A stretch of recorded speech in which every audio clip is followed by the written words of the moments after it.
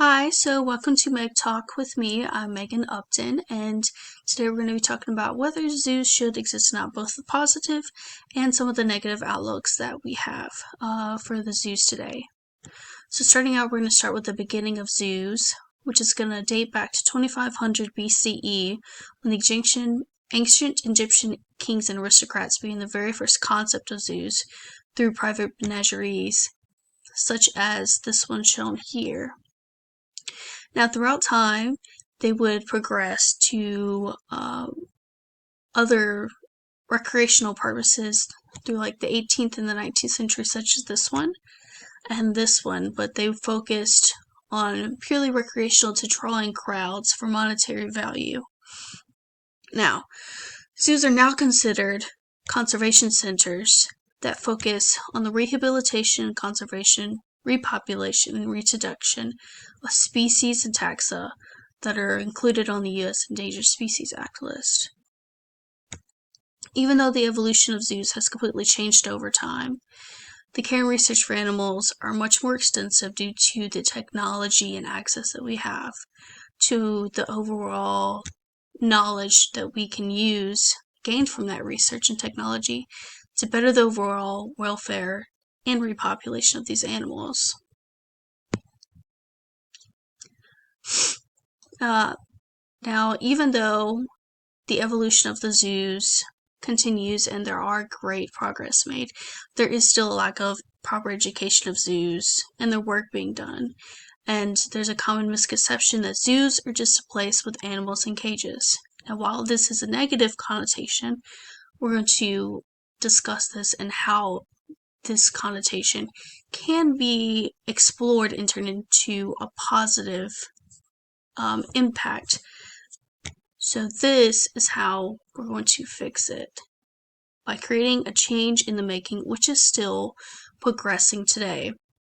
Not everything will be done overnight, and not everything will be done over a span of 10 years. However, there is still a change that's being made, such as many organizations that were established that made significant impacts on endangered animals, such as the United Nations Decade on Biodiversity Plan, the establishment of the AZA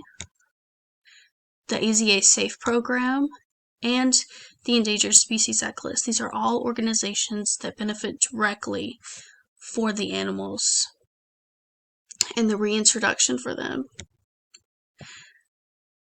Now, through the AZA and through zoos such as the Chester Zoo, there have been great impacts.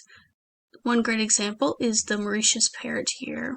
Starting at just 20 birds in the 1980s, the species grew to over 120 breeding pairs that are still successfully living in the wild today. So, if that's not a great example, then I have no idea what is. Another great example of great research done through zoos, funded by them, is interaction programs known as the AZA Safe program. Now, I believe in this program personally because I have seen it in action. So, of course, I have shown a couple of images here of an AZA Safe program using public interaction to use that funding to go towards wildlife conservation and reintroduction and repopulation for those animals that we're seeing go extinct today.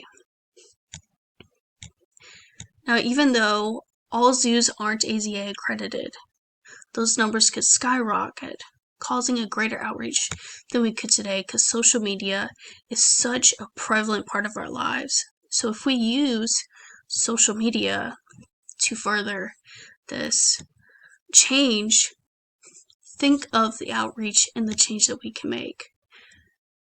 Young adults and youth, such as myself, are all a part of the next generation that's going to inherit this earth.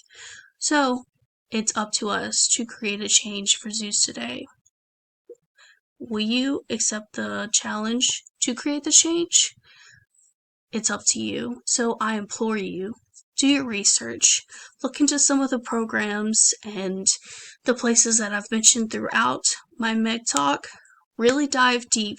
Go out to an AZA accredited zoo if you have one near you. please do something to create a change to show that zoos are, in fact, a positive impact for our society.